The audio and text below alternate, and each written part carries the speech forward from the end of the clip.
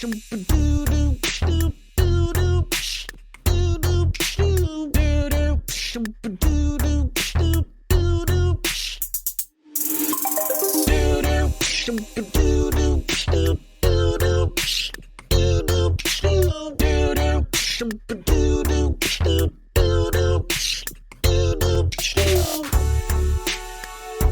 everybody, welcome to episode 85, I think, probably, of Tactical Crouch. I'm KickedTripod, joined of course by Yiska and Volamel.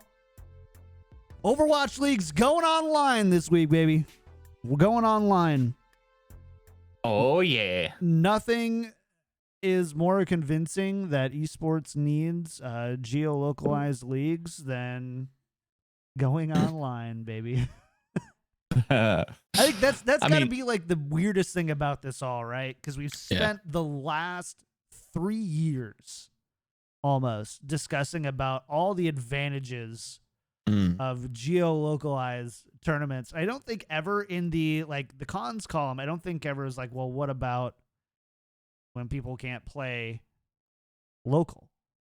And what if there's a global pandemic? Well, now we're there. Now we're answering that question. We're like, oh man, we should just do this online. Yeah, it's way easier. It's almost like the local deity just tells us, like, maybe don't. How you do that CS:GO stuff, troll around the world if that doesn't work online, Lego. Yeah. They're gonna need a pingless internet. I mean, Elon is working on that. I know. Like Elon is like I'm not sure if the satellites will ever be a viable solution, but I think they cut down ping considerably. And then if you get like the esports tunneling going on, or get your own little, like Ocelot from G2 would be the first one with his own satellite network, wouldn't he? When he's like an esports billionaire. He seems like the most extra. Yeah, definitely would have those. It would be branded too, like nobody can actually see it, but just so that you know that it's G2. Yes. When NASA takes a picture of it, you know that it's esports. Yeah. Right. Exactly. Yeah. Well, I mean, we're especially going to not need ping now that we have learned that London, right, is going. Yep. Wait, that's London public, officially. Right? That's public. Yeah. No, okay, that's a tweet. Okay. That was their public. They're moving to Seoul. Yeah. And reportedly Vancouver that's not confirmed. That by is public. Vancouver confirmed. Vancouver. Vancouver. Wow. If they have a bad season, that's what we're calling They them. might be. Vancouver and London both moving to Seoul. Yep. And Joe, we had a little conversation before the podcast about this, and it had to do a little bit with the scheduling because Overwatch League rewrote a bunch of the schedule to account for kind of where teams are going to be situated. And Vancouver specifically was with the West Coast teams, right? And I believe they were in that like West Coast cluster with the LA teams, if I remember correctly. And was London East Coast? Were they with the East NA East teams? Yeah. So they're both going to Seoul now. Mm-hmm. Yep. And your on paper, great. In your original hunch was they were going to rewrite the schedule again. Yeah. To account for the changes in the regions so that they aren't playing on 200 ping from the Asia South Korea to NA East or NA West, and then probably like 300 to NA East, honestly. Yeah. Possibly, yeah. It's going to be pretty high, but it doesn't look like they're going to be doing that. I mean the story's developing. It's obviously, to kind of double back to give a little bit of context. Obviously, Yiska put out the report not too long ago about these teams moving. When I saw that, immediately my eyebrow raised, and that's where I started to kind of think on this. And I'm like, this feels very strange. This feels weird. Why does this feel very last minute? Why are these teams flying? We're on a global, like, many states, at least in the United States, are locked down. Like, why are we picking now to travel? I see both sides of the fence. Maybe the players and the team itself want to be more local to where they feel comfortable and they can get, proper medical attention. Understandable. Totally get that. But also maybe don't fly. I don't know. There's obviously no other way to get there, but all of this just feels very weird, very last minute.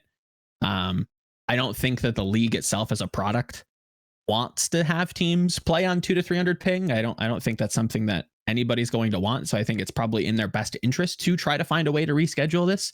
If that means delaying further, I guess, but I don't think that having somebody play a game that's, if we're going to try and keep this remotely competitive, I don't know. I don't think playing on 200 to 300 ping is worth it for anybody. I have to think about like major motivational issues for players. It's like, this doesn't matter. Like, I don't care. Like, why would I try even remotely to play some of these teams when I know that we're just going to lose because we're at just an inherent disadvantage? Like, why bother? I think this is just not a bad idea on paper, but I think the league has to mold and work with these teams to kind of facilitate them. And I also have to kind of ask them, like, why is this? I don't know. It feels very last minute. It feels like this is not. And the reason why I say it's last minute is because when you look at the schedule and how it's projected, this doesn't seem like it was baked in. It doesn't seem like the league was notified or knew. Maybe the teams didn't know. That's also an up for question. That, the franchises wanted to move, back home or where they're more local to. It's rough. It's again, I give credit to the league. It is a logistical nightmare, but I think you have to be more pliable. Yeah. I think a lot of these plans were actually conceived a long time ago. Like, there's some parts of that plan that just like already like a week before that plan was set into action. So for instance, and I'm not 100% on this, don't take this as a report or anything. If it was a report, I would have put it out. But let's theoretically say that last week's matches would have, for instance, been planned to be played somewhere in LA with the 5 teams in Los Angeles. Right. I feel like a week in advance, you could have I could have told you that's not going to happen, bro. Like, there's no way that you're allowed to put this many people into an arena in order to organize something like this, right? That was like if for instance that was the reason why that broadcast didn't go ahead, that would have been preventable, I suppose. Of course, there's a plethora of other reasons why it would have been impossible to get last week's matches on the go, right? Mm-hmm. Like from production to whatever, like scheduling with the teams, and it's a tough situation. We got to cancel stuff. That is what happens, right? Totally. I agree with you that it looks a little bit like the league is not working in tandem with the teams necessarily. It could also just be that current information just keeps switching, and they also react to the current political climate and what the actual leaders of the countries are doing in order to minimize the 100% the chances, right? And those GMs or like owners, teams could just have a different, or like the feeling that they need to leave the US healthcare system in that regard. It's also, keep in mind, and this is also important to consider, I think keeping players in team houses currently is reckless, because there's no distancing in team houses most of the time. Sure. You're at least sleeping with one other person most of the time in the same bedroom. Yeah. You have common areas that everyone's using. We have already demonstrated this season that like one person gets everyone sick on a team. Oh, even though like the Outlaws don't even have a team house, they have apartments, and then they have a practice house. So even that is a problem. I think the reasonable thing to do right now is have everyone play from their own apartments, hopefully with solid internet structure, play and practice from there. Yep. And I also think it is weird that they are flying now. I'm not sure if my risk calculation comes up with the same conclusion that these teams come up with, which is it actually more safe to send my players to Korea, where they probably will be quarantined for 2 weeks or whatever, on a plane, or is it more safe to keep them in-house where they can just deliver get delivery Postmates and just never leave. Boober Eats, 100%. Have you heard of Boober Eats? Boober Eats, that's a new one. Boober Future Eats. sponsor of the show, maybe? It was a strip club in Portland that had to close down, and rather than like a bunch of people go out on like go unemployed, they ended up opening up like food delivery with strippers. Sure, exotic dancers. And I don't understand the full extent of it, but the idea is, it's full service, no touching, like a strip club thing. It's like they bring you food and they also do no. So and apparently it's like a pretty big deal. That's my brother-in-law is in Portland. Bizarre. Everybody's talking about it. So full service, no touching feels like the most like gray area slogan where it's like, what are we? We don't know. Do you know? No, you don't. I don't know. Sorry. This is just like a very bizarre tangent, for anybody by the way. who I like it, but it's bizarre. For anybody who eats, or so anyone who listens with their kids or something, apologies. Yeah. So anyways, you PG-13 they could call Boober Eats as well. Has anyone thought about how the coronavirus is basically hero pools for reality? Dude, I thought about that not too long ago. I'm like, this feels like a real life patch. It's like just the everyone has to been balanced. reinvent the economic. I'm so glad I wasn't the only one to think of this. Thank God. I was like, this is the dumbest thing I've ever thought of, and I'm so glad you said it first. It's like restaurants selling $100 vouchers for $75 just to keep afloat with the cash flow right now. Like everything in the economic meta is changing. We're trying to bail out these certain players, just like, oh please, my Ameng, please keep him relevant. No, you're now in the transport business. You're flying planes, and you also didn't invest in any other stock but your own, basically these types of considerations. It's weird.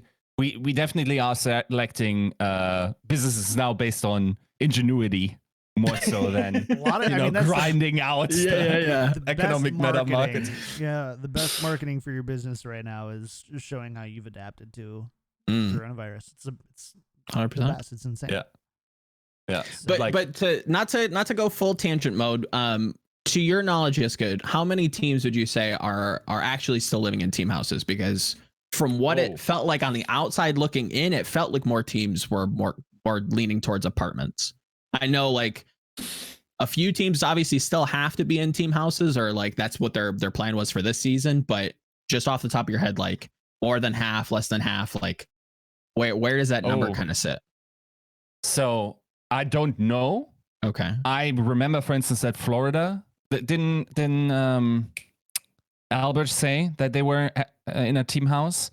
I think generally there's a propensity towards it for Korean teams to be in team houses.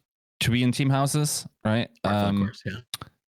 I think London was, but I'm not 100% on that, which makes their decision more understandable as well. Vancouver had a weird situation. But something aching to the same threats. Yeah. And yeah, I think generally that's a thing. A lot of teams have practice houses or practice facilities like Envy, but they definitely also have their. Yeah, but like if I'm Envy, I'm not inviting my players to this office now. No. I'm letting them stay in their own apartments, play from there, right? Hopefully with great internet.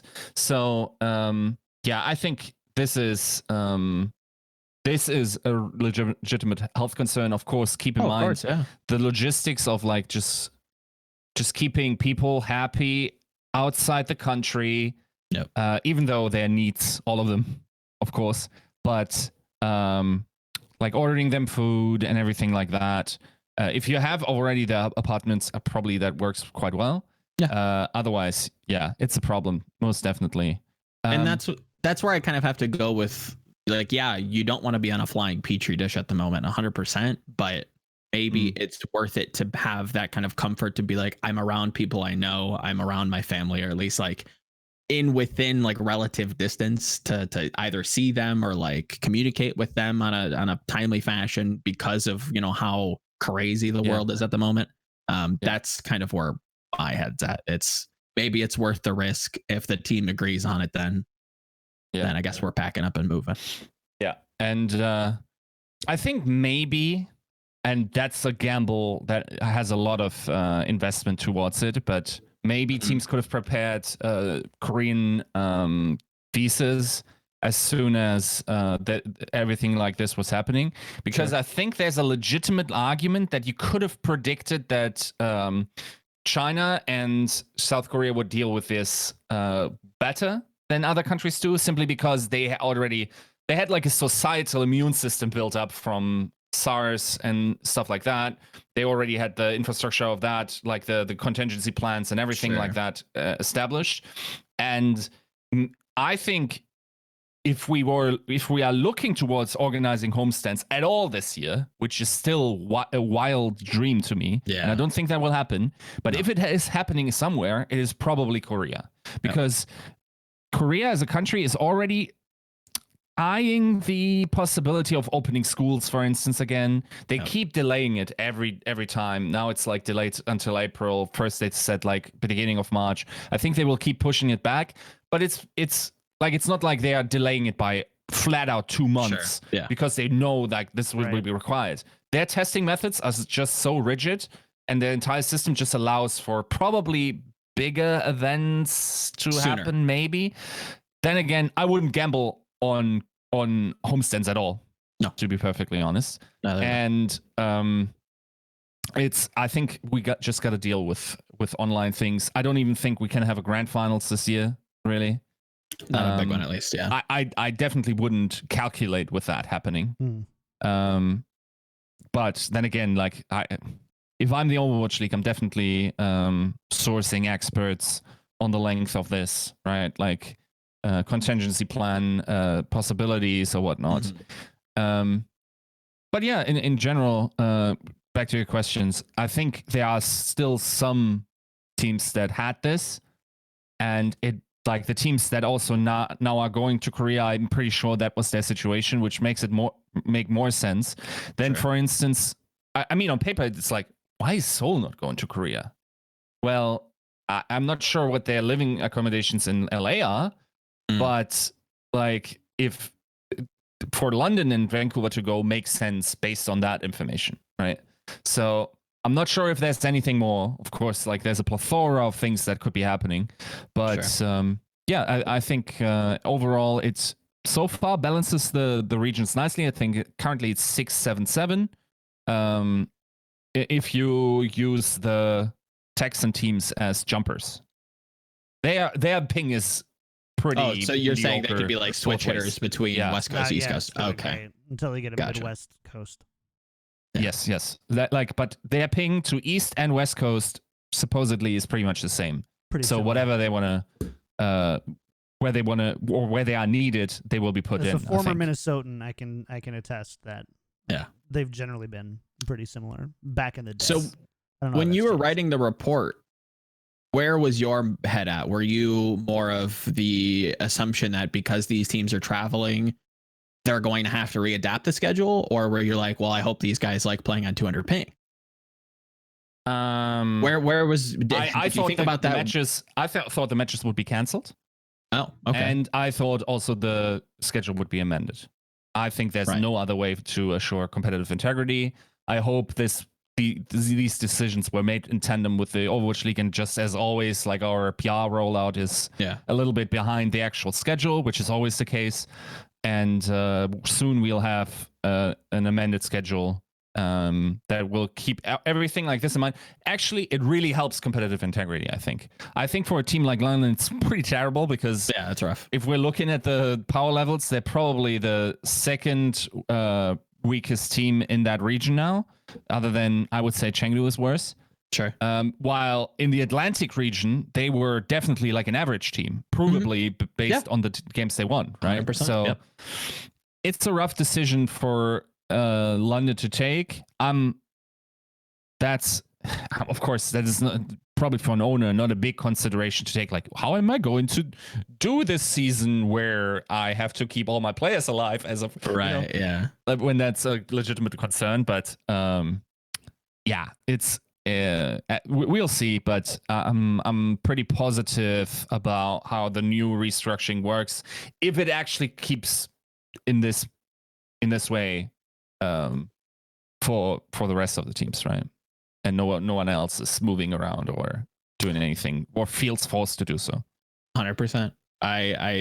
I think this is a weird time, and I don't want to like tinfoil hat this too much, and kind of stir the pot when it doesn't really need to be stirred. But I do wonder if there is like this weird pushback from teams where it's like they want freedom to do the things that they kind of want to do and don't want to be restricted by the league. So if they want to move on a moment's notice and they feel like they need to, you know, facilitate here and not there, like is this kind of a pushback against like league like rules? Were there rules like for this put in place? Like obviously we had teams like so. Paris, yeah, you know, but to talk about like what was it, Paris like playing from like New Jersey or something, like there are teams that like aren't specifically located even at the start of the year. Like was that some sort of rule that, you know, the ownership group had to fight against the league for? Like I don't think so. Is this pushback? No. Okay, well, no, I think that is completely fine, simply because they're already confronted with huge travel costs. Sure. And travel load also for the players, which made it hard. Now toward like the first part of the question was, like, could that be indicating an infighting between league and teams? There are some signals for that, for sure. Like, okay. we don't know how it necessarily happens. Maybe the messaging is not really behind. This is just being decided on a whim. We don't know. Yeah. Right. Like, that's where I'm totally at. Like possibility, but I don't want to gaslight people up. 100%. Just say like this is currently happening. No. But is it like there's reasons to look into it? I would say. It's very that's why I kind of looked at it and was like, there's no way that they're gonna force these players and these teams, these franchises, and they're not gonna ruin their product on specific days to play on like 200, 300 ping, depending on the teams, obviously. It just feels very weird. It feels very last minute. Obviously we've debated on competitive integrity and how the league or this specific league likes to facilitate that. I don't know. This whole thing is just like very fly by night. And I know that this has been an esport that's like, we're building the plane as we fly it. We're the hot new thing. And I get that, but this seems like too hot. This seems too much, too little. The reason why that is because owners bought in with agency, therefore, right? Like, this is not a top-down league where 100%. Teams come in and just like whatever they like. Of course, in other leagues, there is, like, for instance, before LCS became franchised, teams were still talking to the LCS about rule changes, but it felt more top down. Now teams have actual weight in decisions making and actually have some say in certain regards, as they should in a franchise league, because this is a common endeavor. And maybe like this requires more creativity and more adaptability to certain requirements that are just not foreseeable based on the tasks or challenges that this league has burdened itself with, right? Like it's like we have a unique set of challenges, from traveling, from hosting homestands as esports organizations, not dedicated esports tournament organizers, right? Like every team got to do everything now. Every team got to have a media company. Like they're becoming like huge, or rather super versatile companies with so many arms and legs that it has to work somehow together. And if there's no and there will be disharmony, definitely. It's just the nature of the process. There will be decisions that will be democratically voted on, I suppose, where someone gets shafted based on that. But yeah, in general, so far from the outside, it doesn't look ridiculous to me, because we got the 677, we got the players' health supposedly in best interest. We'll see how that story develops, and then if we still can play Overwatch with everything in the world going on, I think we're doing pretty well. Well, I think that's a big thing. I think right now, for the Overwatch League, you're kind of assuming like a damage control role here, in the sense of like, how do we make sure that we've set up everything that we can for some level of success. Obviously, it's not going to be as successful as probably what they're projecting, but it's like 100%. How do we not get shafted by, as soon as an Overwatch League player is infected by COVID-19, or as soon, that's a nightmare, yeah. Right, as soon as or a coach, or as soon as like a team stops competing, like you're all of a sudden backed into a corner, and this is a very proactive way to do it. Yes, it's not the most competitive format. Yes, we're not going to see the most competitive matches here, but at this one, but with the route the Overwatch League is taking, there is definitely a season 4 on the horizon. Whereas having a player contract COVID-19, or trying to like put business, quote unquote, business first in like the short term, it could be like a death toll for the league itself. Like that's how 100%. big of a deal this is right now worldwide. We're gonna move on and talk about some of the matches. Yes. And I think what we should probably do is, if you're at home right now, quarantined like us, it's good to stay healthy. Great way to do that is to race the Mayhem. So true. We're still racing the Mayhem here. Katie and I have been doing a lot of like at-home workouts. You can see one of my kettlebells down there. I don't think you can see it on the stream, but you can see it in Discord. We got that. We've been doing our own little workouts and stretches, and it's been really great. Trying to say, obviously, it's not as great as being able to go to the gym and having all that equipment, but join us in racing the Mayhem, though. Hopefully the Mayhem start playing soon. Otherwise, we'll have to add another team, like race the Mayhem and Toronto. And Philly. And the Shock. All at once. Yeah. So, but we are doing that. If you want to take part, doesn't really take any extra work. You just make a commitment that per Mayhem win, you're going to achieve X goal, whether that's some sort of weight loss. We've had some people say weight gain. We've had some people say adding weight to bench presses and squats. We've had some people say it's been helping them with like calorie intake or that kind of thing. So find something healthy that works for you.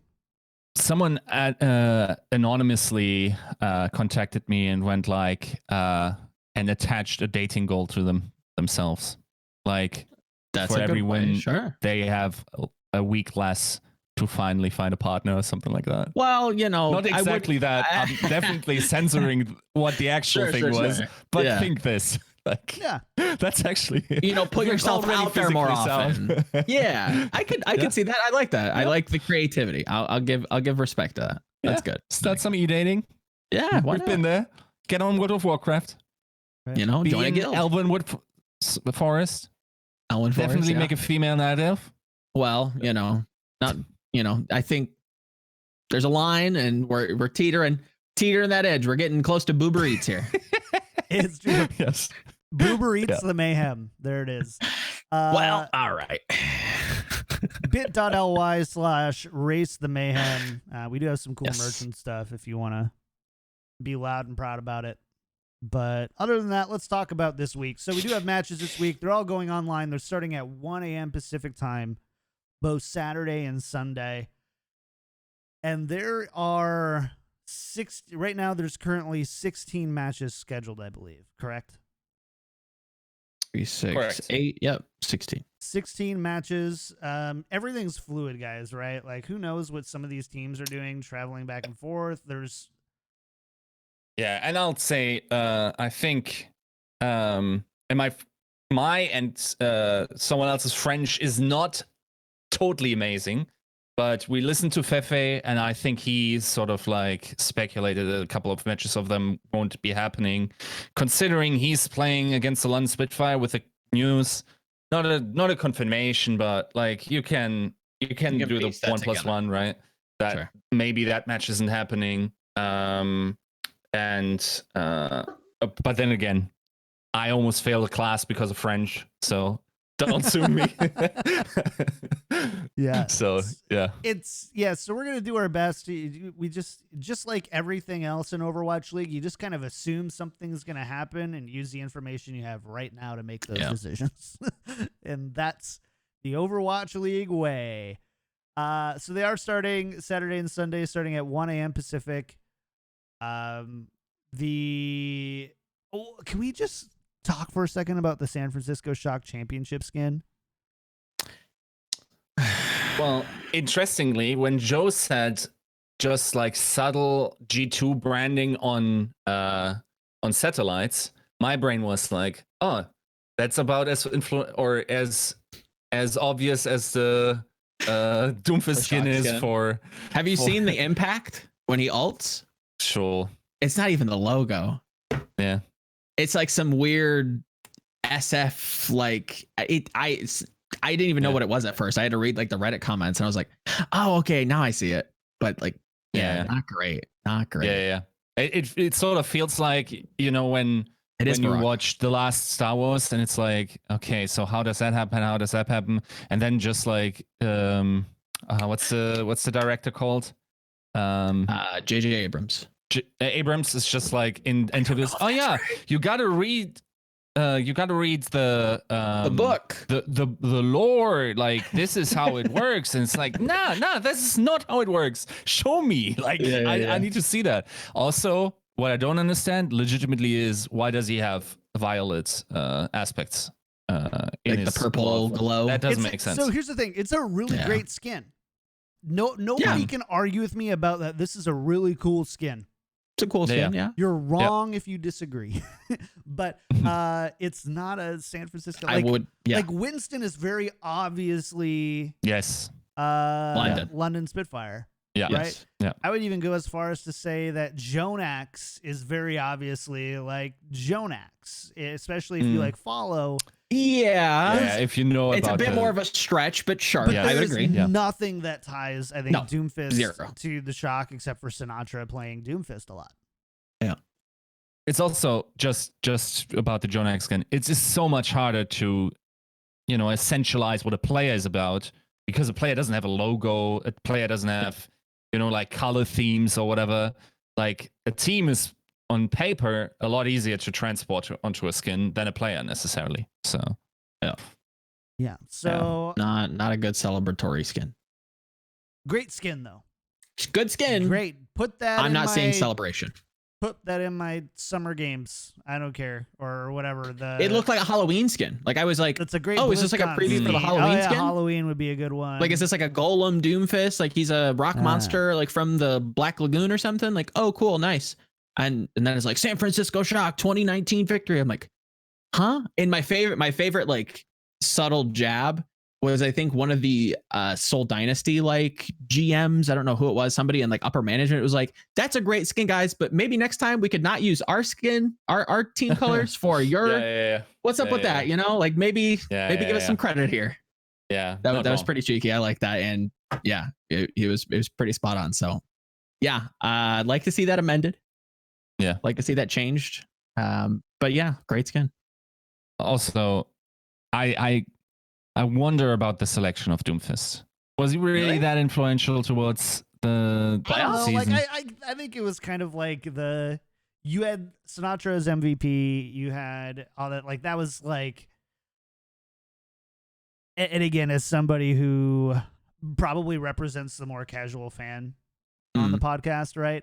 Like if I think of who's who on the Shock or whatever, especially in recent memory, not including this year, you're kind of like, oh yeah, Sinatra's Doomfist is probably one of the more impactful and influential ones, which makes me wonder what they're going to do for his MVP skin. That's that now that you both mentioned that, I'm like, well, wait, shouldn't this be his like MVP skin? Because it was like, didn't he leak that already?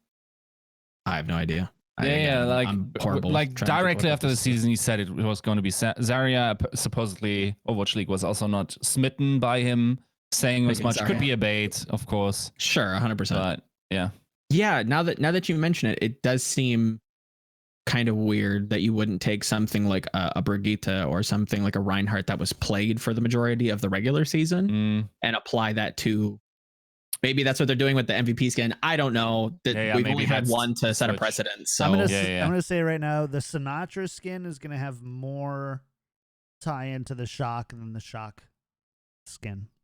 I'm gonna say right now. Maybe. I do you think they'll go for the low hanging fruit and do like Alien Zarya or some stuff like that? I thought they were just gonna do like hype beast Zarya. Whoever said Zarya doesn't have good skins needs to open the game and go look through it again. She's got some sick pretty skins. Lacking. Are you kidding me? 80s Zarya. Yeah. She's got I will say this. Her like medium skins, like her legendaries are sick. 80s Zarya, come on. So yeah, that's one of the better ones for sure. I don't have the catalog in front of me, but I like the Blizzard themed skins in general, just because I'm a Blizzard kid. The pink and white robot looking skin one is pretty cool. Like that. Yeah. They're all usually color schemes and rather like the skin like identity or like the aesthetic of it or like the design. I have more hours on Zarya than all of you combined, Chad. You shut your mouth. Well, they have weightlifting Zarya and then goth Zarya or whatever. Yeah, it's just like yeah, a lot of duds, but again, it is what it is. Yeah. Anyways, the Zarya skins have been good. There's just not enough. The Doomfist skin, not so good. Yeah. Yeah. All right, we're moving on to the matches. So we do have a bunch of matches. We're not going to discuss every one of them, but we are going to give predictions on all of them. One of them we are going to discuss, though, is the Guangzhou Charge versus the Shanghai Dragons. We're finally going to see.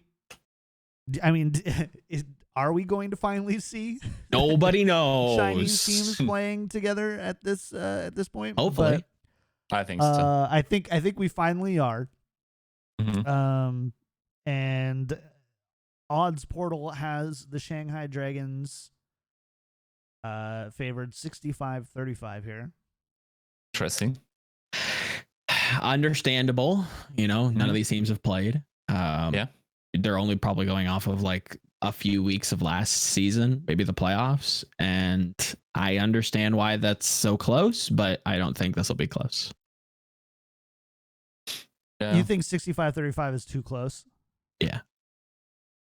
I think I think I'd start at 70-30. Like I'd be surprised if Shanghai lost. Yeah, I would put like between. I know it's negligible. It's like single digit numbers, but like that kind of gives you like a feel for like how this game should go. It's really hard to be like pessimistic about two teams that you have about one of the two teams you haven't seen, right? Like as much as I'm like, yes, if I've seen both of these twice and they performed as we expected them to, totally, I'd be like, yeah, 75-25, 70-30 all day long. 100%. Being that this is the first time we've seen it, they're playing online. We've got hero pools in the mix now too, and I don't even know how to analyze hero pools for this.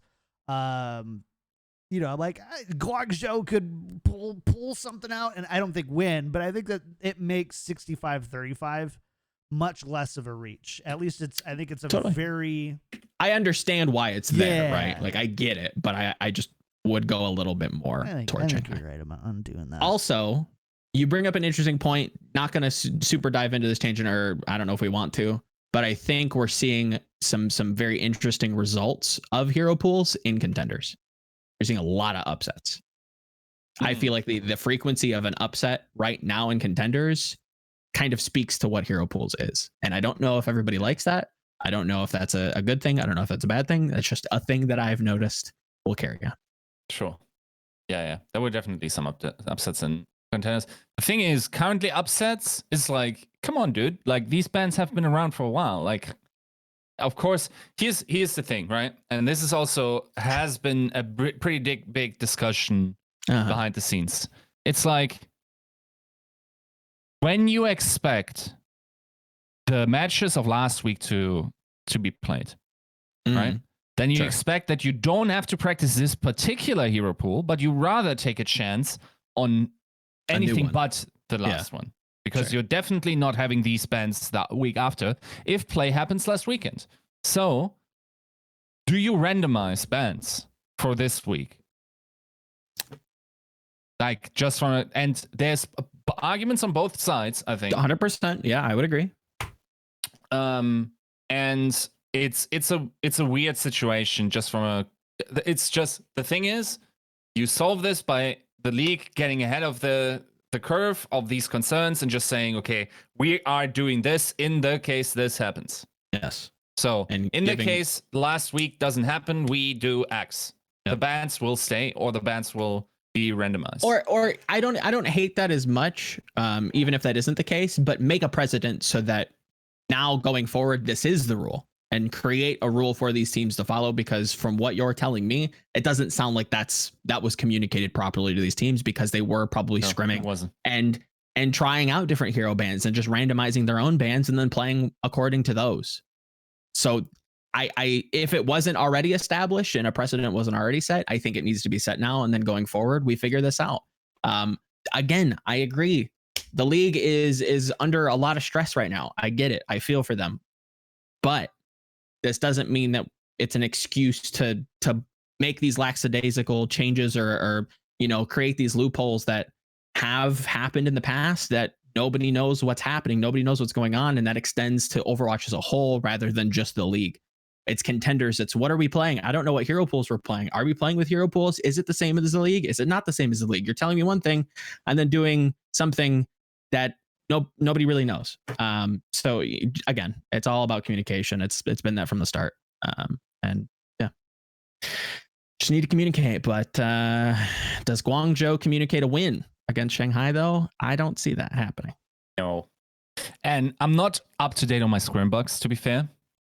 Do you have to be? Yeah, just a brief recap. I think in the preseason, Seoul was top dog on the May meta. Sure. And then like Shanghai was second, tied with Guangzhou. And then now that hero pools is in motion, at least for a couple of weeks, I just heard like Shanghai is top dog. Yeah. And yeah, that probably puts them firmly as a favorite at the moment. But I think this will be a great match nonetheless. Yeah, it'll be interesting. Like I'll be interested to watch it just because I haven't seen these teams and set up storylines, stuff like that.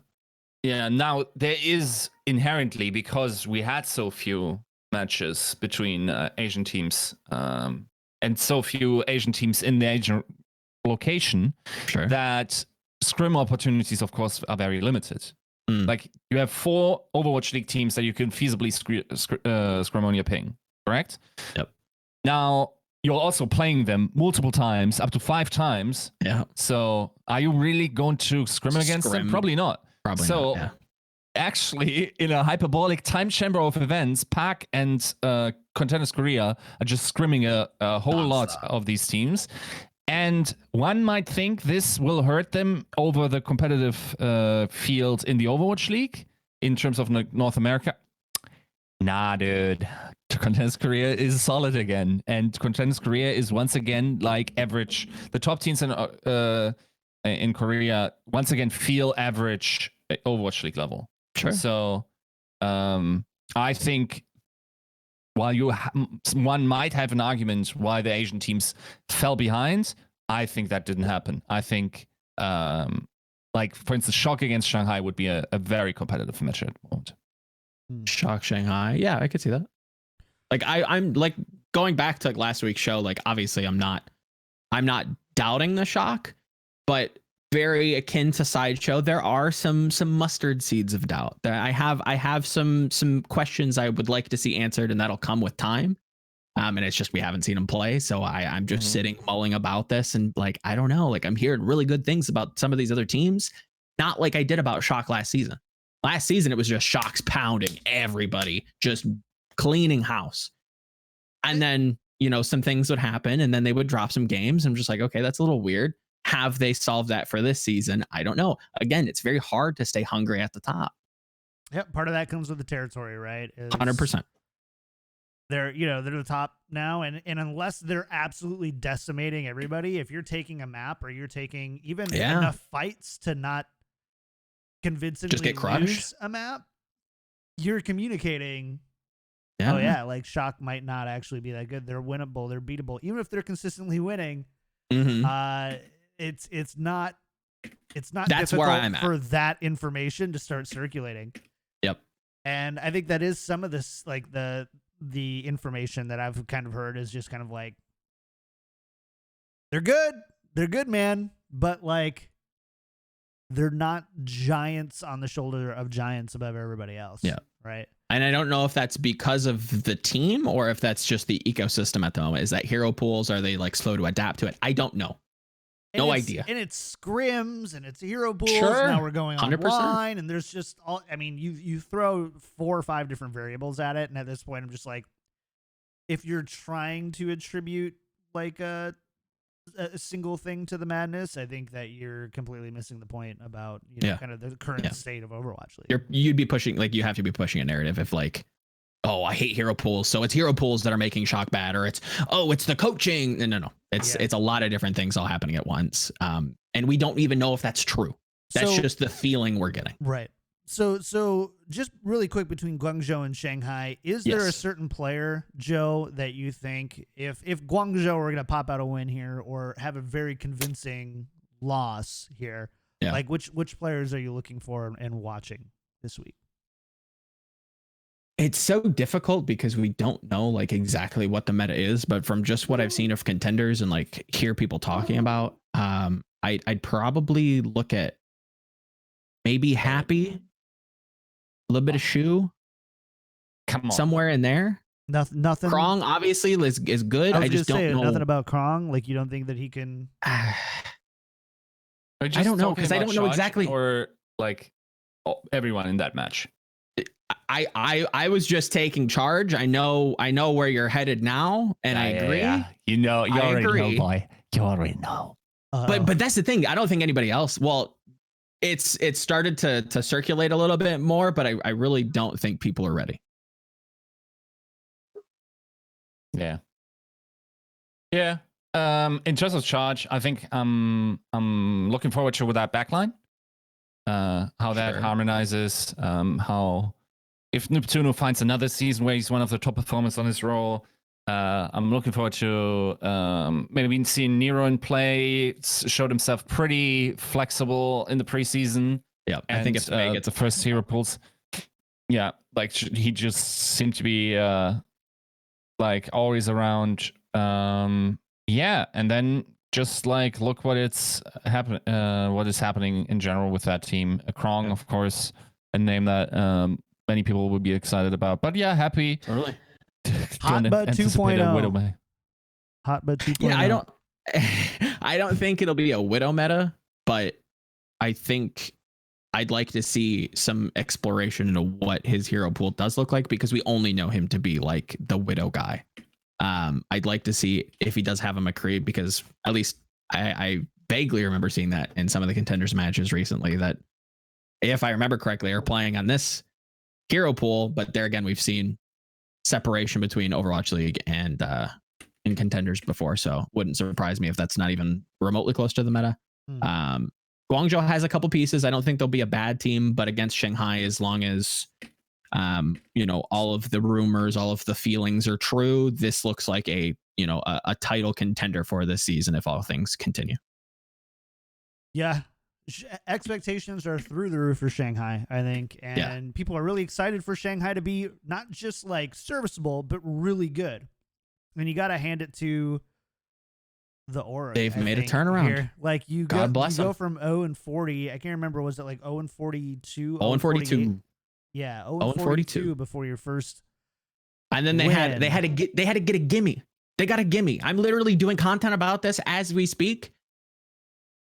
Boston, they beat Boston, right? What did Boston have to do in 2019? They got rid of Gamsu like a week before their debut.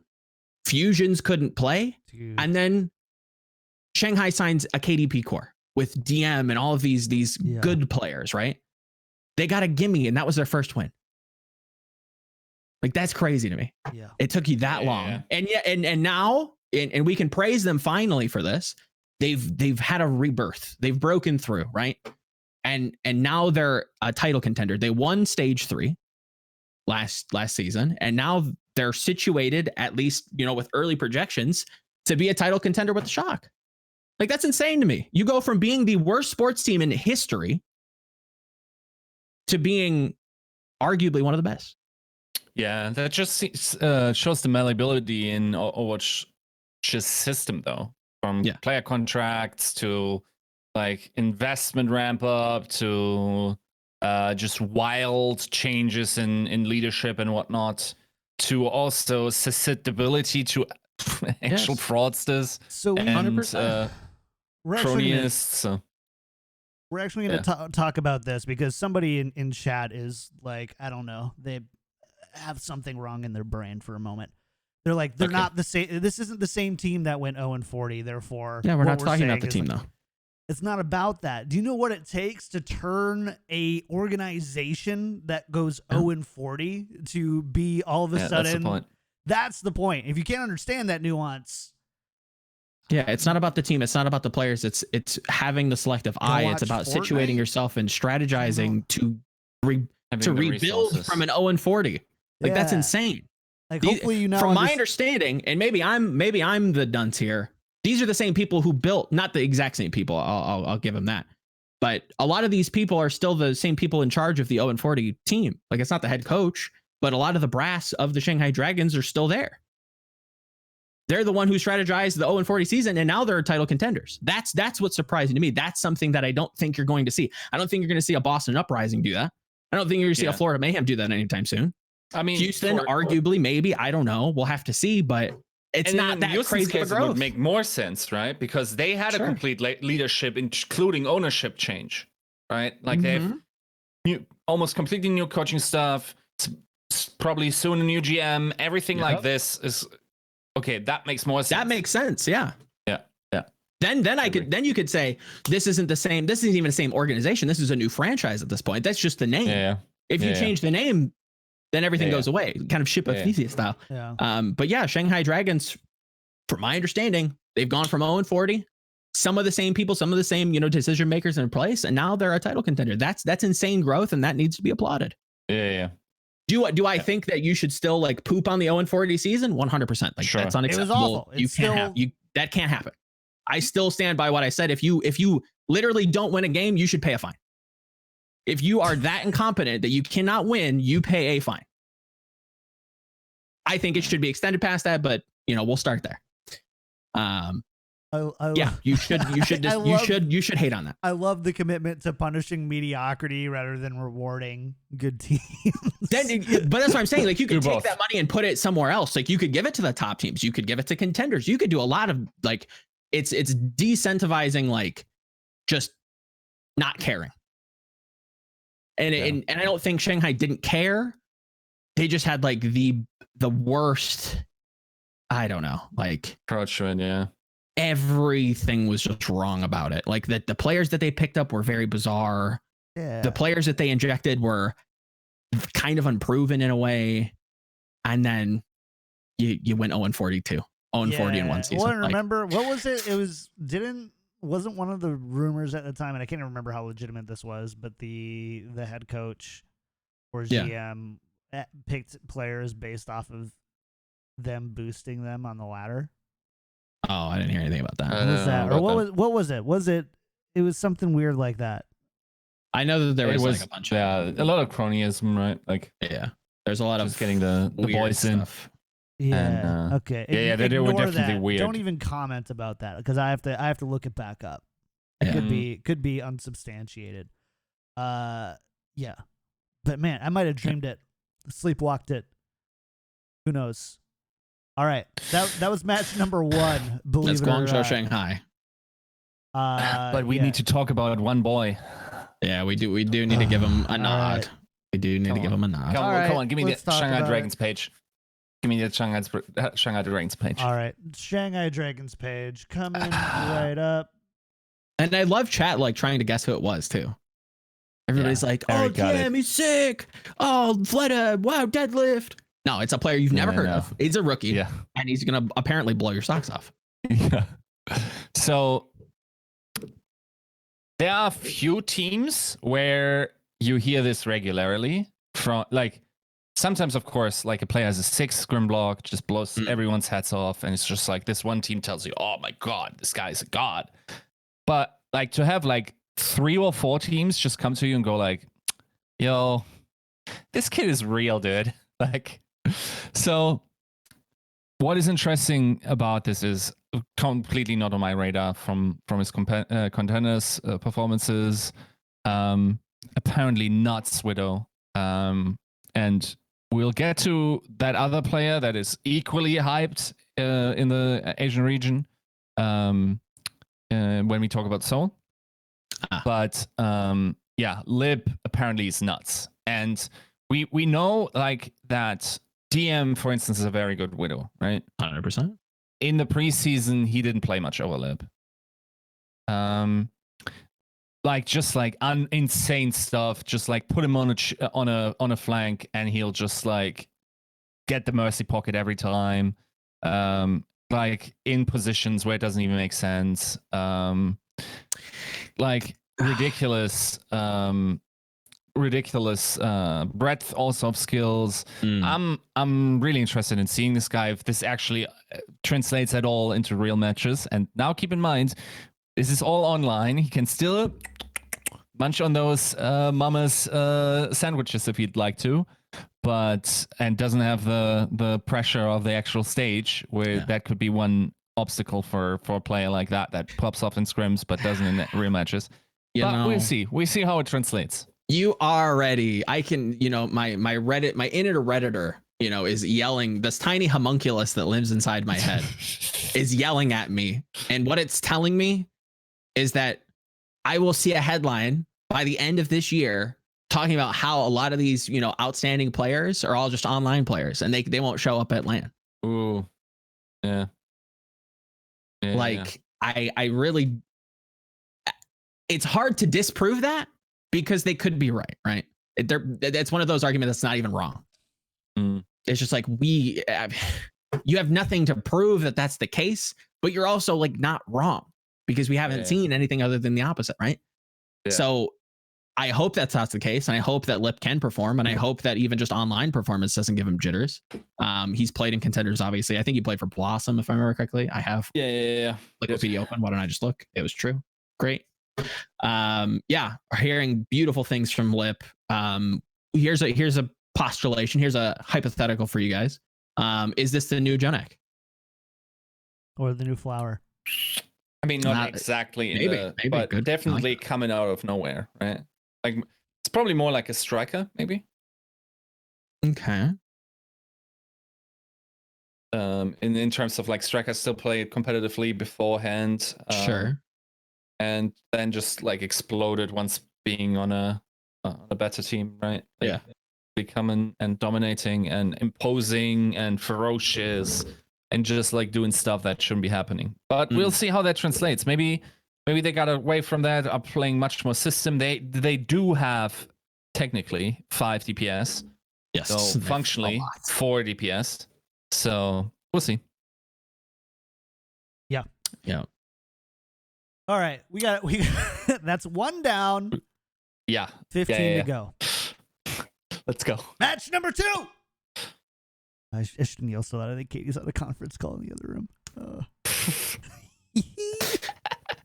So we here at welcome to match number 2. Match number 2. Welcome to working from home with your husband. It gets loud. Match number 2. So we all said Shanghai on that one. Yeah. Match number 2, the Hangzhou Spark versus the Chengdu Hunters. Oddsportal.net has them at 59%. Hangzhou. Oh, okay. I was like, whew. Yeah. Yeah. I'm going to be honest with you. Yeah. Not hearing good things about Chengdu, guys. Not a lot of good things. Not a lot of good things. Nothing good. Mostly bad. Okay. We're going to talk about something after the show. Now, Hangzhou, on the other hand, not the strongest team in the world. Haven't heard much from them in particular. Yeah. A lot of mediocrity. Does that kind of come into play here? Do I hand wave and say hero pools? I think this is going to be closer than maybe what the Scrimbucks are what the tea leaves are telling us. But yeah, I think Spark probably wins this. I still want to see Leave. I want to see why this team is so bad. I need to see something. Just why? That's like the carrot on the stick. Right? It's like I want to see not the result. It's the why.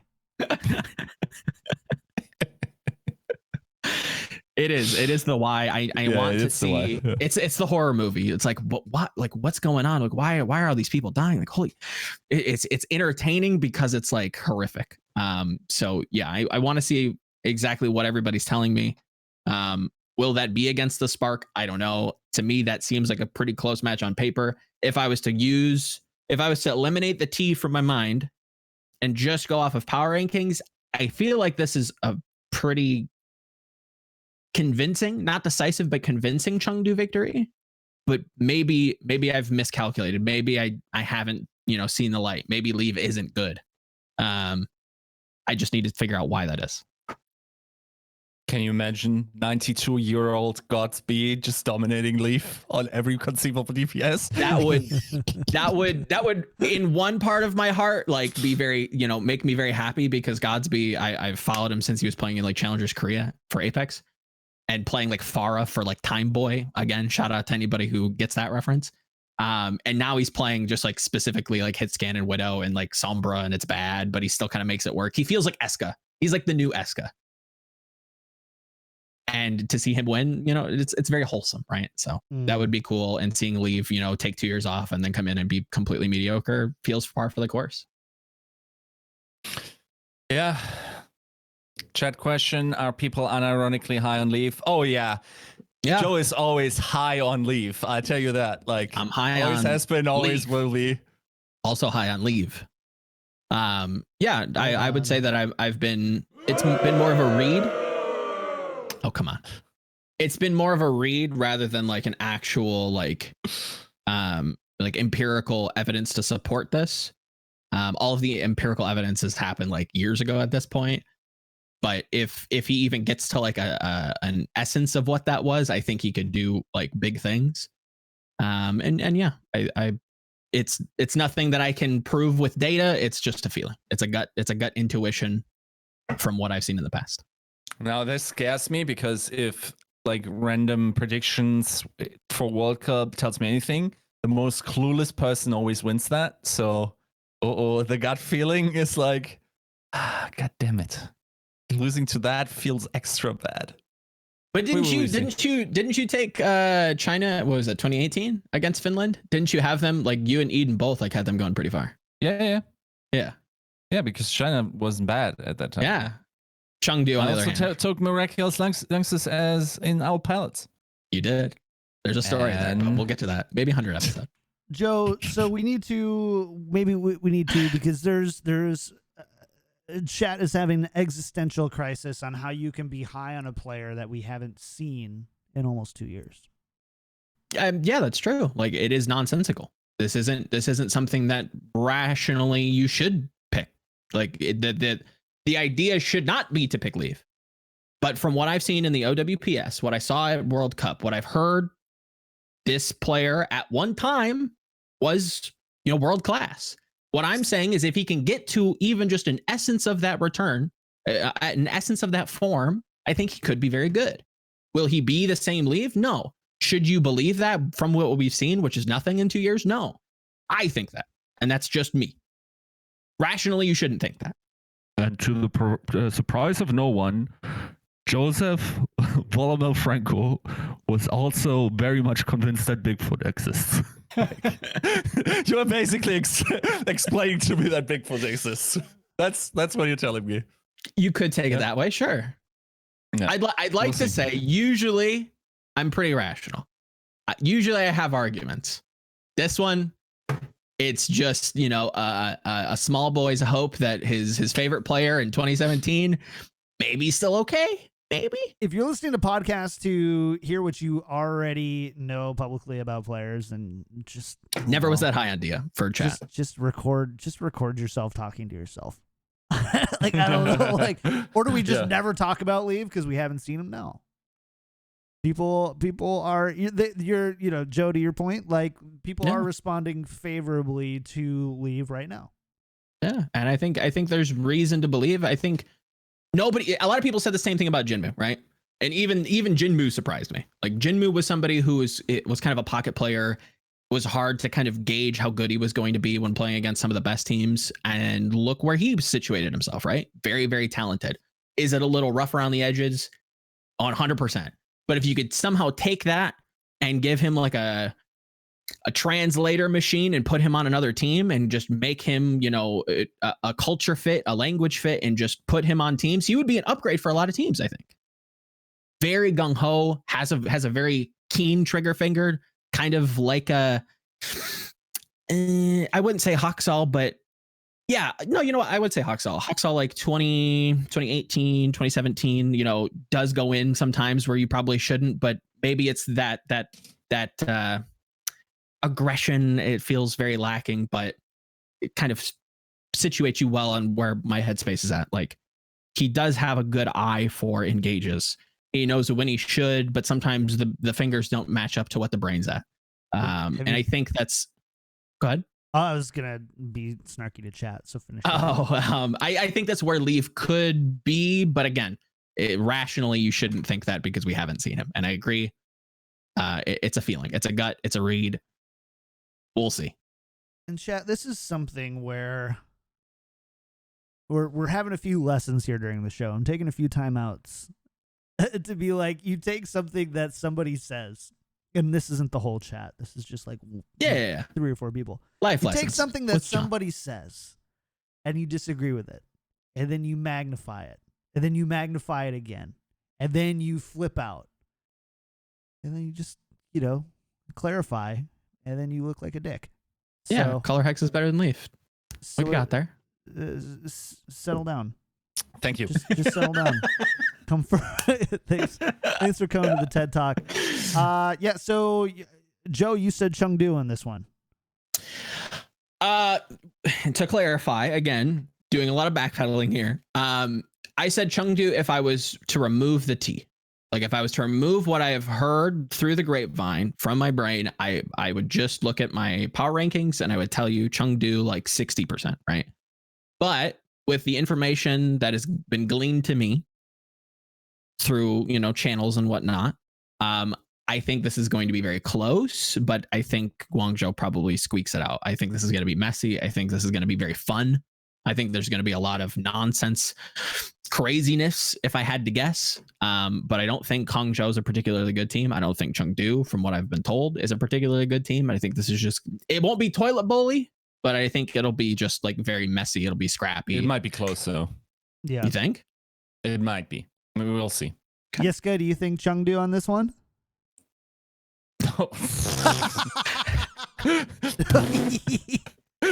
No, that's a 3-1 spark. Like a 65-70%. Yeah. I can see that.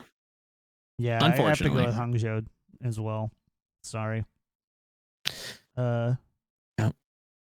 All right. Next one, and we're not going to spend a ton of time on this one. I just want really quick predictions, and if you think there's anything big to take away here, but you've got Toronto Defiant versus the Boston Uprising, 71-29 in favor of Toronto here. I'd probably put that closer. I think so too. I don't think Boston's going to win, but maybe they can take a couple maps. I'm not particularly high on Toronto either, so that said, I still think Toronto beats them. Back, I think both teams do. Yes. Both teams. Well, Boston didn't have a lot of trust to begin with. So, Exactly.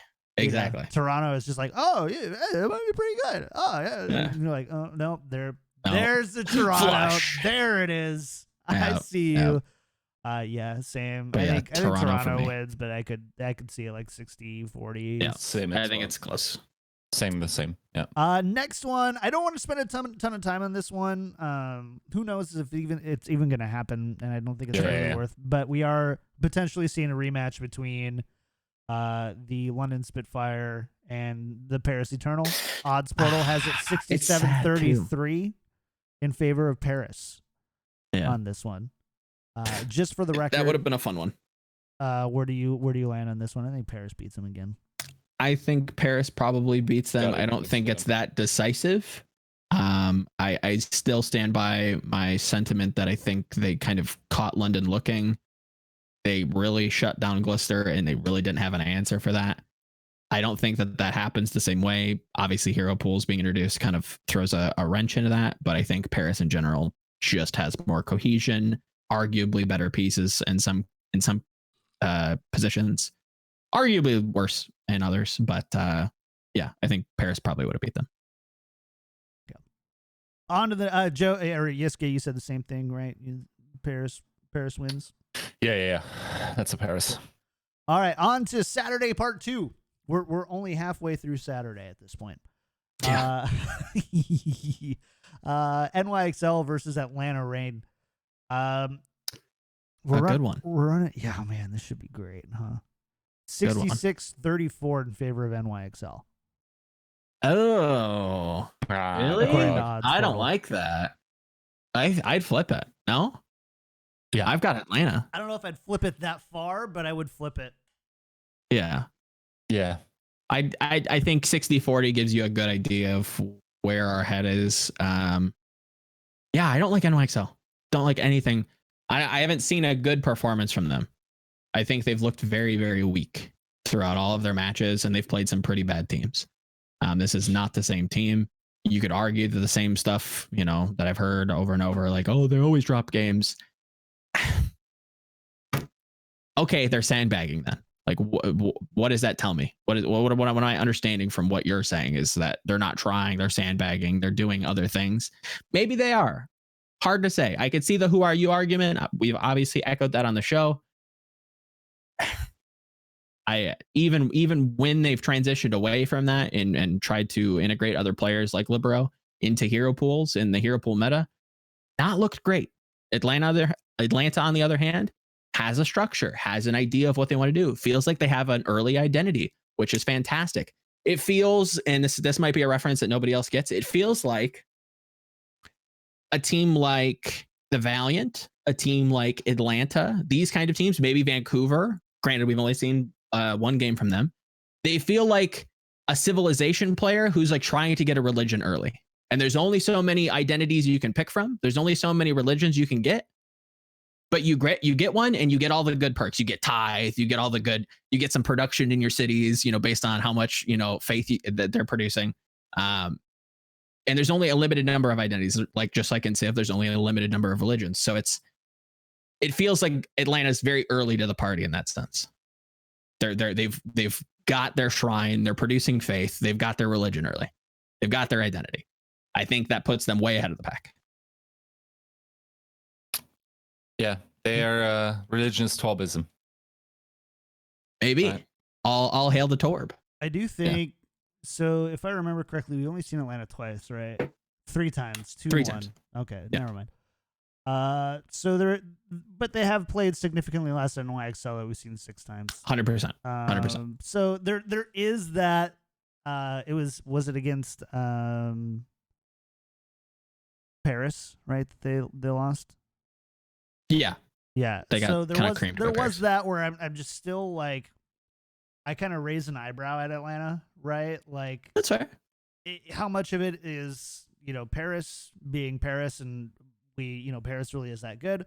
How much of it was Atlanta, maybe isn't totally as prepared and up to snuff as we think? How much of it is just, the variable of, a 75-25 or whatever you want to call it, or 70-30? I think we went into that week and, flipping that, like some of that is just, there's so many variables in that. So totally. I'm a little bit like, but I mean, NYXL is the same way, right? Yeah. They're just like, although to be fair, NYXL, at least from like a win-loss, they've got the highest win rate of any team in Overwatch League right now. Map win rate percentage 0.762. Yep. I mean, that's at least consistent. Is that just to clarify in the statistic? Is that just for this season? Yes, that's this season. Okay. That's this season. But we've also talked about as long as you don't play any of the China, Korea teams and shop. If you're playing Atlantic teams, you beat up on London, you beat up on Boston, you beat up on, Houston, you lose to Philly. Okay, Philly's a good team. Yeah. You know, you beat up on Florida. Like, yeah, I would hope that your map win percentage was 76%. Right. Eye test wise, not the strongest. No. Not the strongest. I agree. Not the NYXL I expect. Not. Yeah. But I do think it is too early, and there's just a little bit too much going on, though, to write them off for the season. Totally. Yeah. Right. I don't think you're going to write them off entirely. There's people, somebody said in the chat, like, how do people even call NYXL a good team? I feel like that's a little bit. That's a little bit one way. Yeah. They're not average. Define good, right? They're averagely good. I'd say slightly above average. Like I give them like a B, like a solid B team. Like they're going to make playoffs probably through play-ins. Yeah, they're a playoff contender. Sure. Like they're a high play-in team, low playoff team. Doesn't make them bad.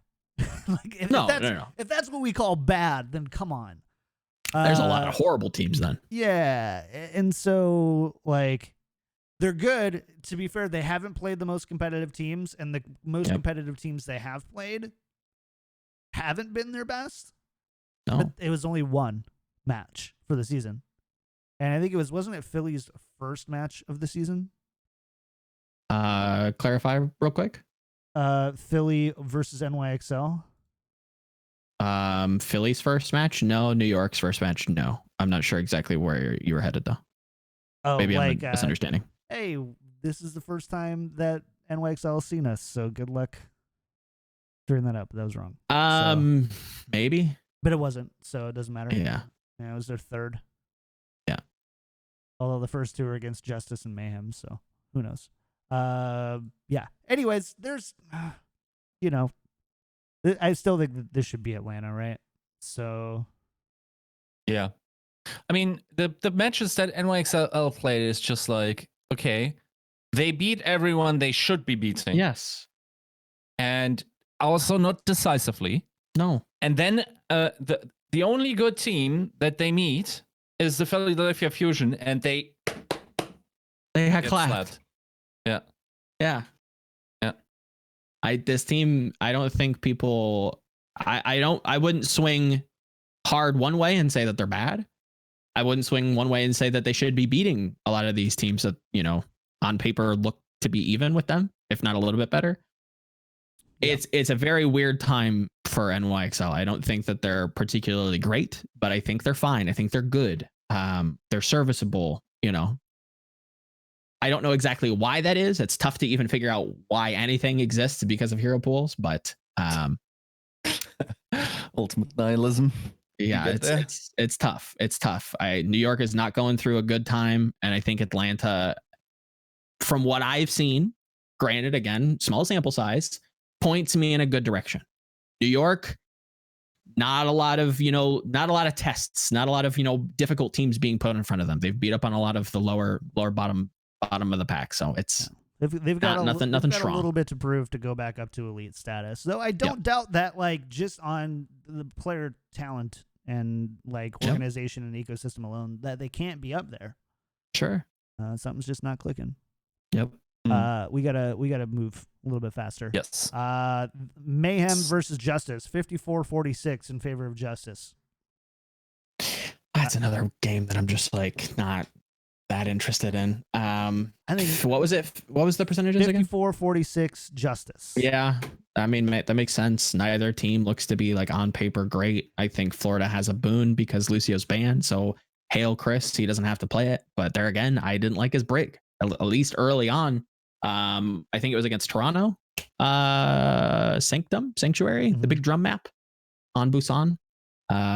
Didn't like him there. I just don't think he's very good, just in general. So I don't think it's a Lucio thing. I just think he's just mechanically not there. Maybe he brings intangibles. Who knows? Maybe that's a question for Albert. Washington, on the other hand, they've also picked a style, and it's just Corey, and let Corey do everything and give Corey all the resources. And if he doesn't do it, then I don't know what's going to happen. It's neither team's particularly good. So it could be close. It could be scrappy. It's going to be messy. It'll probably be fun. Yeah, I could go either way. If I had to bet, I'm choosing Florida, but I think just more based off of I don't really have a lot of faith in Justice. I don't have a lot of faith in either of these teams, but I have faith in Corey. Corey's really surprised me. Fair. And I if I had to pick one, I think I'd pick Justice. I don't like Justice. Don't like the team. Don't like this match. But if somebody wins, it's Justice. Shock Gladiator. Sorry, go ahead. I think Florida, simply because the bans sort of favor them, simply because we're not playing a Lucio meta. I think Corey definitely stands tall above the rest, but also I have this. Maybe they caught up. I mean, part of it is also predicting who were the teams that gambled on the new meta and who were the teams that just kept practicing the old one. But yeah, generally, I think I'd give a slight edge to Florida here, but we'll see. Yeah.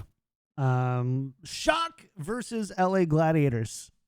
Okay, now you perked my ears up. Now we're getting to something that looks a little interesting. 85-15 Shock.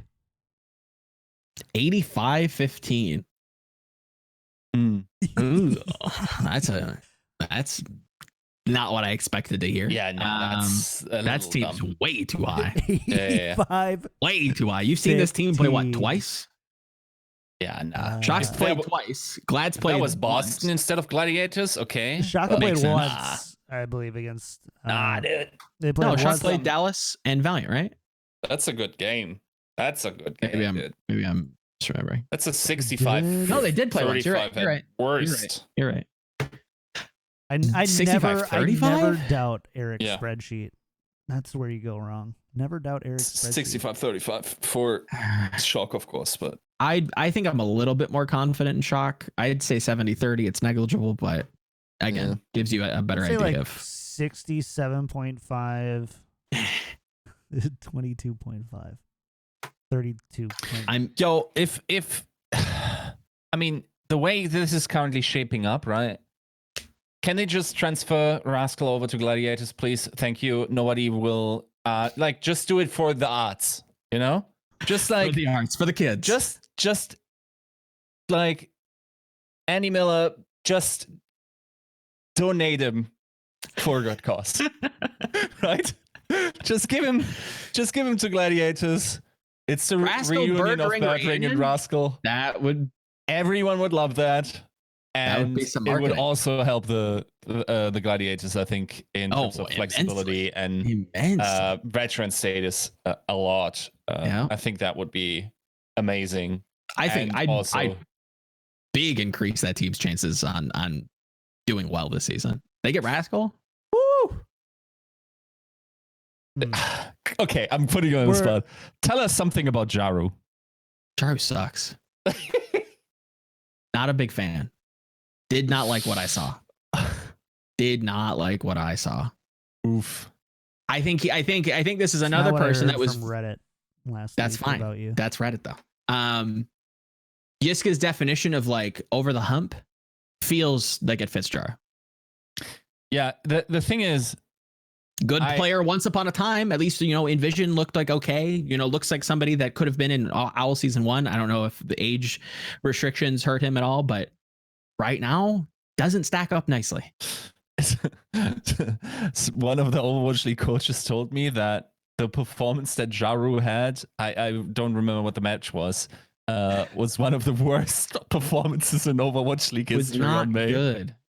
No. And nobody was talking about it. No. Like just how awful it was. Yeah, it was really bad. Like his wall placement, I went back.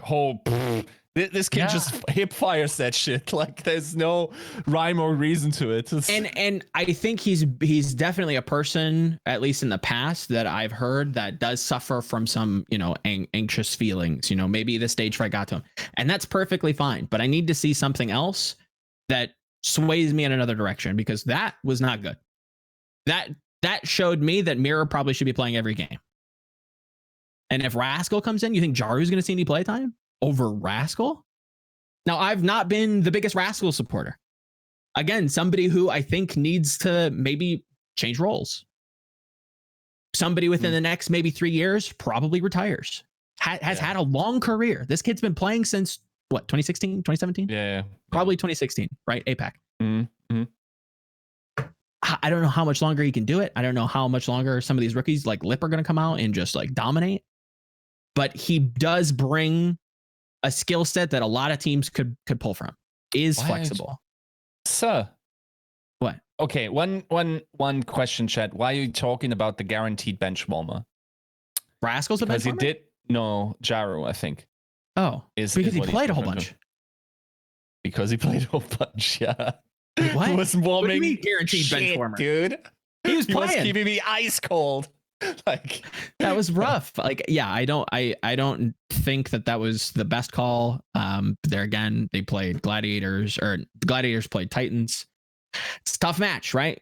Maybe you went into that not expecting to lose, but maybe you're trying, some new players. But I'm not going to refer to it, but someone is very wrong in chat right now. I'm not going to say who it is, but this is very wrong. And they can't know that they're wrong, but they're very, very wrong. Let's just teach them a lesson. Stir in the pot. Let's do it. Yeah. Okay. So, okay. No, but 65-35, shock. I think nobody can really make an argument that this shouldn't be shock. No. And next match. Yep. Okay.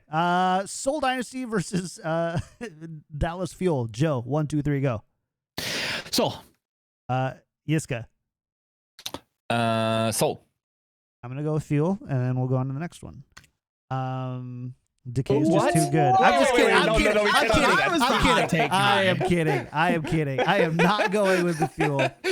You can put on for 4 DKs. You almost gave me whiplash, sir. Settle down, chat. I don't have health insurance. Settle down. Oh my god, chat just exploded. It's shot. I live in the Bay Area, you guys. Come on. Even if it was close, I would still take shock. On to the next one. Shanghai Dragons versus the Chengdu Hunters. 68-32 Shanghai. Probably should be a lot more. But we'll see. A lot more, but I would say I'd be fine with more. That's definitely on the low end, but it's wide enough to feel pretty guaranteed, I think, at that point. Oh, yeah, totally. You know exactly where this should go. Yiska, you feel good? Yeah, Chengdu getting... I was kind of worried there. The first word out of your mouth when he asked for a prediction was Chengdu. I'm like... Getting the clappings. Yeah, I know. I also Shanghai. Surprised myself with saying Chengdu somehow. Definitely disconnect between my mouth and my brain right there. Shanghai for me too. We got Guangzhou versus Hangzhou.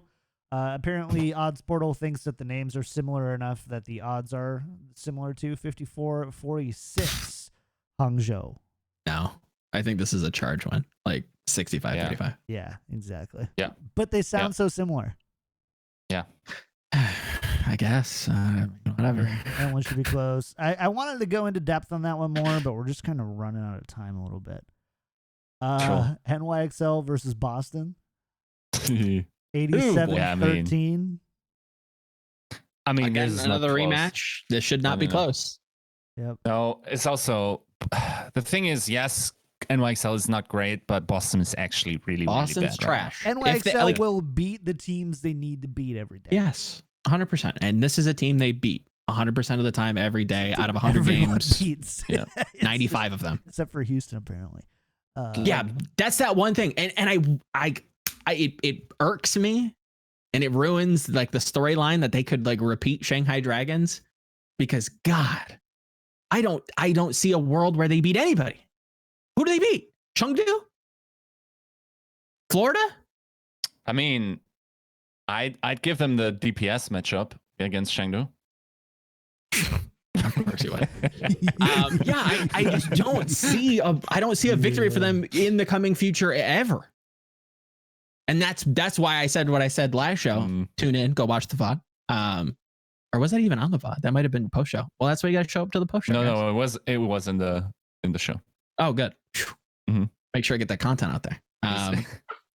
Yeah, this is a New York one. New York one. Okay. Yeah, cool. yeah. Glad we spent so much time on that. London versus Toronto. 65% London. London, but I mean, we can pretty much, from what Fefe said, infer that this is not happening, right? Yep. So yeah, this should be a London victory if it was played.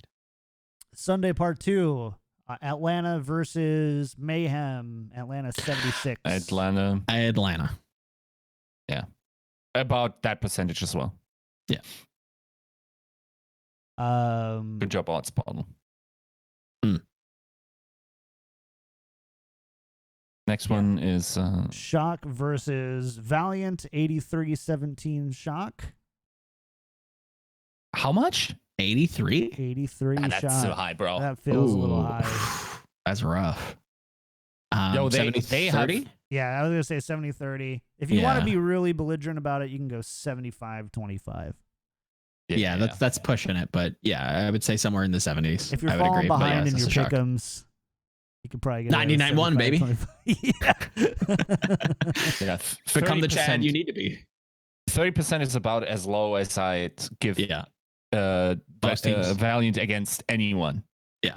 Right. Like they will always be that 30%. Yeah. Again, at least. A team that has an identity. Yep. I think.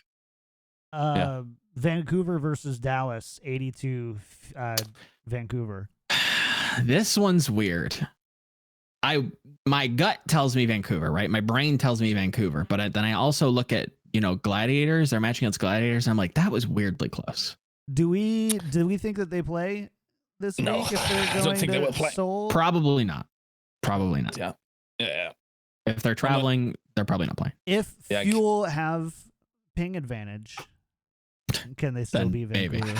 I don't think they will play in that case, but you would, like, from a competitive standpoint, you definitely just want to play on a coast server. Like, in that case, it would be West Coast, right? Like, just like play on the West Coast server and then let Vancouver deal with the fall of the ping. That's play on East Coast server because in Dallas it's the same, and then you add an extra 130 milliseconds. But if we want to be that, you really trying to get that upset. You really trying to make that content. It sounds like a Hastro brain move right there. Yeah. It's that's a tough match to call. It sounds like it's not even going to happen, but I think this might be closer if it was, if situation wasn't, pandemic crisis. I think this might be a little closer than people expect. I think Dallas probably could take a map or two. So you're thinking 70-30, 65-35? I'd say 65-35. And that is a bit of a breed that is not necessarily rational, but there again, we haven't seen a lot of these teams. Hero pools is messy. I think that's a little bold. 65-35 feels a little close. Yeah. But I understand why you're saying that. Yeah. Last one? Last one. LA Gladiators, Seoul Dynasty. Ooh. I've got Seoul. Yeah. Same. But how much, Joe? 65. I don't have that close. I don't hate that. Like a close 3-1. I don't hate that. I think that's fair too. But that's a bang to finish the weekend, I think. I think it's a great match. Very good match. Fantastic match. Yeah. I think I'm excited to see that game being played. We haven't seen Seoul and we haven't seen a whole lot of Gladiator. So either way, I'm amped to see it. I think Gladiators versus Shock might cause me to flip those numbers if Gladiators play really well against Shock. Totally. Yep. It's very conditional on how we think they're being played and specifically in that vacuum. But if Gladiators comes out and looks good against Shock, then they could probably upset Seoul. 100%. Gladiators are another one of those eyebrow teams where you're just kind of watching, how good are they going to be? How bad are they going to be? I just don't know yet. I don't ever read on them. Yep. And it's tough too. We haven't seen them play all that much. Yeah. Yeah. I mean, to be fair, apparently, and I don't speak French, but from Reddit comments who've translated it, so one comment is no, there will be approximately 10 matches instead of 16, according to Fefe. Wow. That would be a lot of cancellations. That would also exceed the amount of 3 cancellations that we would see due to London and Vancouver missing out. So that's an interesting story. I don't know how that comes about. Maybe they just realized the unfeasibility of broadcasting. I mean, 16 matches, okay, fine. Like, you think they're we did just that handing out last year, waivers? but not over 2 days, dude. Like, Who's trying to go home? Who's trying to get a pay cut? Because we can't have y'all here. Somebody's got to leave. Someone just like save Zoe. Just for real. Like talk about somebody who's like she's too got a long weekend. Get a stunt double or something. Jesus Christ. 8 a day. And she's like the only person that can host unless you're rotating in a caster. It's unreal. That should be against the law. Yeah. It is in some states. I wonder if it is in California. California has really like tight labor laws. And she's not a contractor, so it's like not different. Like she's a Blizzard employee. Sure. But there again, like we're assuming that she like hosts all the games, and that might not even be the case, right? It's definitely one of those things that people got really but she will. Yeah, really passionate about really quickly without like having a whole lot of information. Regardless. Thanks for hanging out, chat. This is a fun one.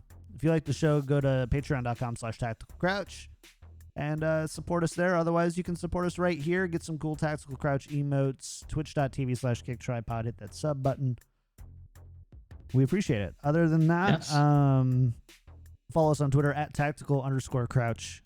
And you can follow me on Twitter at KickedTripod and on Twitch, twitch.tv/KickedTripod, and on YouTube at youtube.com/KickedTripod. And that's where the shows are posted as well. Joe, shout outs for the week. Where can people find you? You can find me everywhere at Volamel. It's Volamel. Just posted a fun article kind of charting the course of one of the forefathers of the Unlucky Club, and that's Mr. Otto. Him and Glister, I would say, are the two presidents, co-founders of this new initiative of just unlucky players that just somehow get shafted at every turn. Had a lot of fun with it. Hopefully that comes across in the writing. That's on GG Recon. I'm going to be working on a new column coming out, going over some of the narrative shifting matches, some of the most important matches in Overwatch history, and how they kind of shape how we think about the game today. So that's on the horizon in the coming future. So hopefully that does well. So go click the ads, as a friend of ours used to say. Probably we'll do a video on the matches, not all 16, but some of the matches coming up on the YouTube to kind of make up for some of the alternate Overwatch history that's been kind of glossed over with the nonsensory that COVID has wrought. Just stay tuned. Content is a coming. Sweet. Yiska, how about you? Shoutouts for the week. Where can people find you? As always, GG Recon. I'm actually going to have a feature tomorrow, which should be it's a fun concept inspired by a great speech that I found, with really an interesting thinking tool that I think people can generally apply. It just definitely gotta get a little bit more depth into that piece, a little bit more relatability, and then we'll see how that fares. But I'm pretty stoked about the idea. We'll see how well it is received, because on the surface it looks pretty controversial, maybe. All right, chat, that's gonna do it for us. Thanks for hanging out. This was a fun one. It was something else. Who knows if we'll even see matches again. We'll just keep previewing them and they keep canceling them. But it's the way of life in the COVID world. It's the way she blows. We are not going to do a post show. I got to take off, but sounds good. Thanks for hanging out, chat. Hope you had a good one. We'll see you next time. See you next, hopefully Monday. Hopefully we'll be back to 2 a week once we get more matches played. So hopefully we'll see you back Monday. Otherwise, we'll see you Wednesday for whatever we need to talk about then. Exactly. All right. See you guys.